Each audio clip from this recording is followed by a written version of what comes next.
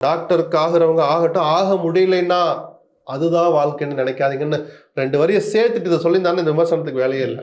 நீங்க அவ்வளவு தூரம் அனிதா வீட்டுல வந்து துக்கத்தை பங்கெடுத்துக்கிட்டு எவ்வளவு பண்ணீங்களே, ஒரு நாள் முழுக்க அங்க இருந்தீங்களே, அப்படிப்பட்டவர் இப்படி சொல்லலாமான்னு ஒரு விமர்சனம் வருது. விஜயனுடைய வார்த்தைகளும் புறக்கணிக்க முடியாத வார்த்தை தான். அதுல யதார்த்தம் இருக்கு. டாக்டரை தாண்டி இனிமேல் டாக்டருக்கு யாரும் படிக்காதீங்க, நீட்டு பக்கமே போகாதீங்கன்னு சொல்லி அந்த வார்த்தையை அவர் சொல்லலை. நான் ஒரு நல்ல விதமாக தான் பார்த்துக்கிறேன். ஆனால் 2 விதமாக பார்க்கப்படுங்கிற பாடத்தை விஜய்க்கு அது கற்றுக் கொடுத்தால் நான் சந்தோஷப்படுவேன். பொது வழியில வார்த்தைகளை எப்படி பயன்படுத்தணுங்கிறது அது ஒரு பாடம் தான். பேசினா தானே சார் தப்பு வரும், தப்பு தானே சார் திருத்திக்க முடியும். பேசவே மாட்டேன்னு இருந்த விஜய் எதையாவது பேசினாருன்னு தான் நான் சந்தோஷப்பட்டேன். சரிதானா?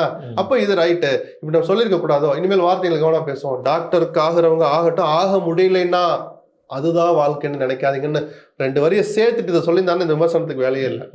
அந்த பாடத்தை விஜய் இன்னும் கத்திருப்பார் நம்புறேன், கத்துக்கணும்னு நான் எதிர்பார்க்கிறேன். ஏன்னா நாளைக்கு முதலமைச்சர் ஆனா எனக்கும் தான் அவர் முதலமைச்சர். அவரிடம் எதிர்பார்ப்பதற்கு எனக்கு உரிமை இருக்கிறனால இந்த வார்த்தையை சொல்றேன் நான்.